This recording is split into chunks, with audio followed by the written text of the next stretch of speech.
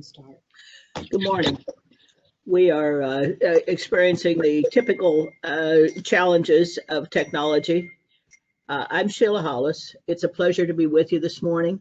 I'm here to introduce you to a wonderful program today. We have about 700 people signed in to participate in this proceeding.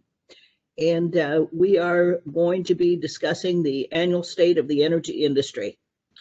I'm the acting executive director of USEA, Sheila Hollis. It's my pleasure to have you all join us today.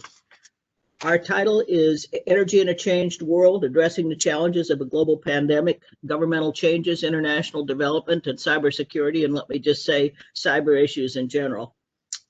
The past year has been momentous in so many ways, and in no less so at the USEA. Many of you know that our director for many years, Barry Worthington, is not here today because he left us suddenly as a result of untimely passing earlier this year.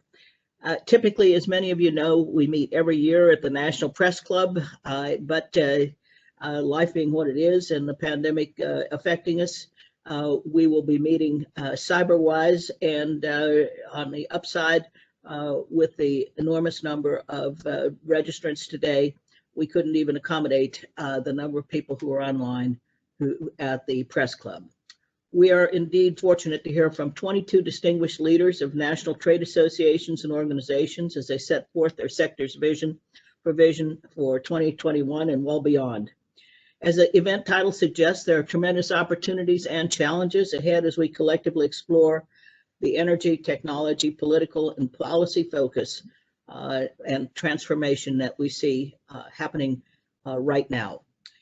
To access today's full program, if you haven't received it, please go to usea.org on the State of the Energy Industry page. Each speaker's biography is set out in detail, and in the interest of time today, we will not reread those, but obviously we have the best and the brightest in the energy arena. We'll be dividing our sessions today into two parts with a brief lunch break, and we do want today's programming to provide the greatest value to all of you. Please feel free to submit questions for our speakers using the Q&A button at the bottom of your screen. The interactive Q&A sessions will be moderated by USEA's extremely knowledgeable, capable international program directors who will moderate the program. They are Will Poland, Marjorie Jean-Pierre, and Andrew Palmatier. I hope you find our tremendous array of well-respected leaders every bit as amazing, relevant, and fascinating as I do. They are on the cutting edge of the cutting edge. Their bios are in your materials, and I now turn the program over to Will to introduce our first speaker. Enjoy the program. I look forward to rejoining you all at the close of today's forum. We'll work hard, but we will get it done, and thank you all for your flexibility, and look forward to hearing more from each of our speakers today. Thank you. Good morning. I'm Will Poland, Senior Director at USEA. It's my pleasure to be moderating this morning's opening session. We have a tremendous program. I'm not going to take time, as Vicki mentioned, to do the introductions. They're included with the materials that you received earlier. If you wish to make a question, please submit it through your Q&A box, and we'll moderate the discussion if we have time. We've got a tremendously jam-packed agenda here. So without any further delay, please let me introduce Mr. Tom Kuhn, President and CEO of the Edison Electric Institute and member of the USEA Board of Directors. Tom, the platform is yours.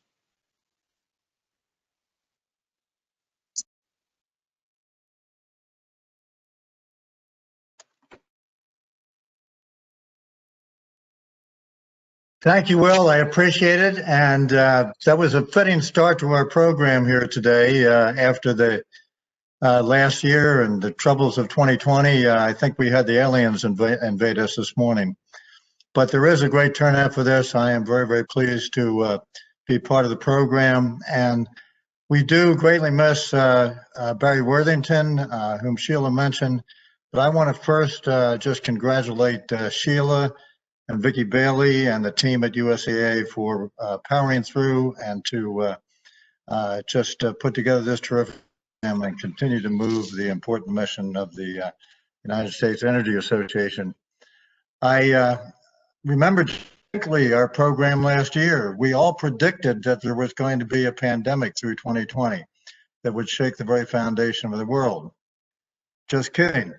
It certainly wasn't anticipated, but in a way, it did show the importance of energy to all our customers and the nation, and it also showed how resilient the energy business is and has been. Through a record storm system and season, we were able to have our workers designated as mission essential workers. They put together new protocols and they went out and did an amazing job of keeping the lights on. In addition to those heroic crews, I also want to thank our government partners. We established the Electric Sector Coordinating Council back in the Obama administration. And this CEO-led organization really worked together with our government partners to produce the tremendous results we saw last year in terms of the performance of our industry. And I want to, again, thank those government partners. We very, very much look forward to working with the new team of the administration coming in on storms and hurricanes and derechos and wildfires and cybersecurity. These missions are so incredibly important, and I've got to say I've never been more proud of our industry and the way we performed last year. I also want to talk a little bit about our clean energy transition. Our industry is going through a transformation which I don't think anyone would have deemed possible a decade ago. We are committed totally to moving forward to make our energy as clean as possible and as fast as possible without compromising affordability or reliability. The record has been amazing. We now have 40% of our energy, electricity, comes from non-carbon sources. We have been able to reduce our carbon emissions by more than 33% in the electricity sector, leading the world, and we are at the lowest carbon emissions level in more than 3 decades. So it has been incredibly a journey, but the journey is far from over. Our member companies have committed to moving forward with as much as a 50% reduction by 2030 and an 80% or greater reduction by 2050. And again, this is while keeping electricity rates reliable and affordable. So we're very, very proud of this performance. Again, we're leading the world. And it really is going to take a combination of all those technologies out there that we need to make that happen. The zero carbon technologies like nuclear and solar and wind, storage, energy efficiency, the combination of all those things are going to help us to get there. And I am very, very convinced that that we will get there. We're going to continue to need natural gas, which has helped us to reduce our carbon emissions greatly and provides that 24/7 on-demand power that helps us maintain the reliability as well. Wind, solar, and storage will continue to help us make the journey. And I think that we are going to need new technologies to get to that last 20%, carbon capture and storage for coal and natural gas and new nuclear plants. I could go on and on. But Congress got a start last year with the energy bill, and I am very, very proud of what they did, and that's a down payment. But we're going to need a lot more research and development on these carbon-free technologies to move forward. So we're counting on working with Congress to make that happen. Speaking of Congress, I think the razor-thin margins in Congress will essentially require some bipartisan cooperation in order to get a major clean energy or climate legislation. But hopefully, maybe that can happen. We are already started our discussions with legislators on this topic.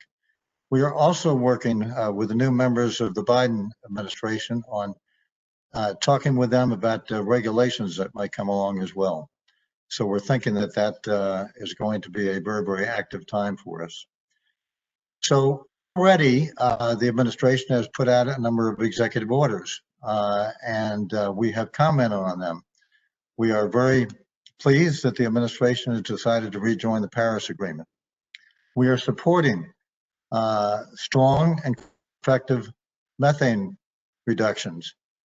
As I said, natural gas is going to be an important fuel for us. We want to make sure that it's as clean as possible. And in that context, we have started a natural gas supply initiative with AGA and partnering also with API to essentially monitor the methane emissions that are put out up and down the stream. So again, this is going to be an important initiative for us, and I think that we will be working hard to make that happen.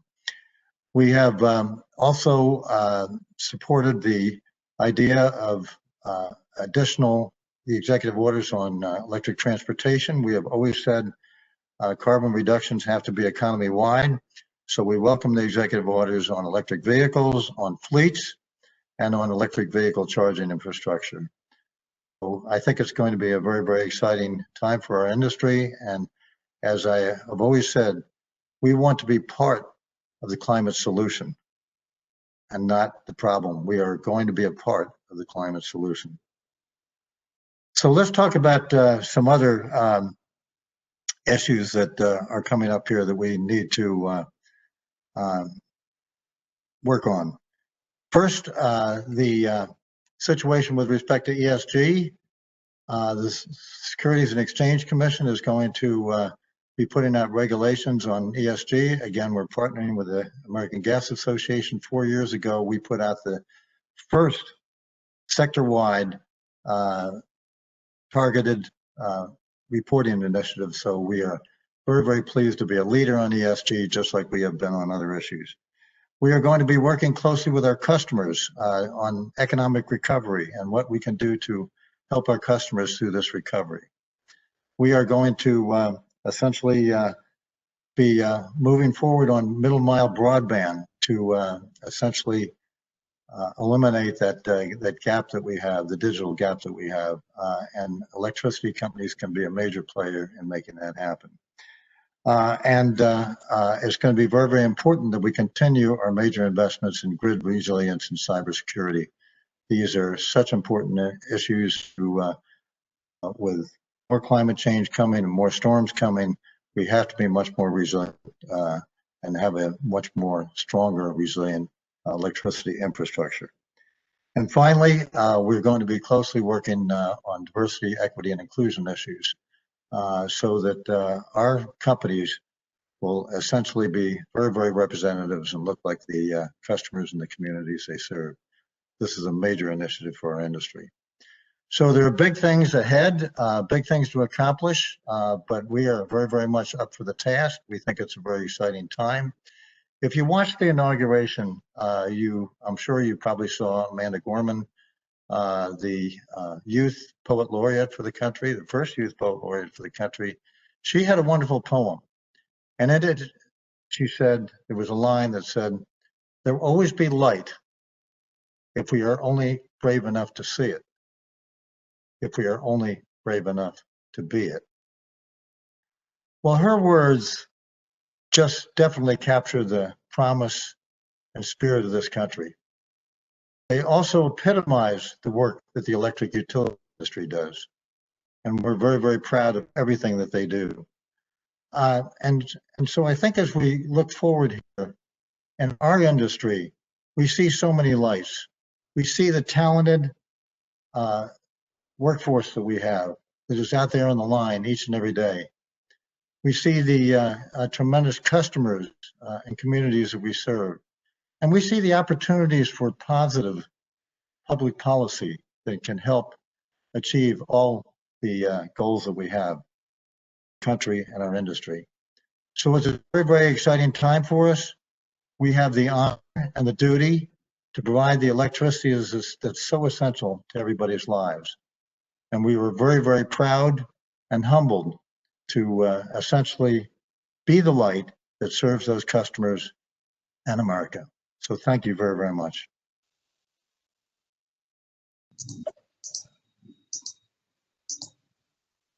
Tom, thank you for an excellent an excellent summary of the state of the industry from EEI's perspective. It certainly has been a tumultuous year, and the industry, as you said, suggested, has come through better than all of us could have expected. And we owe all of the folks from your sector a debt of gratitude.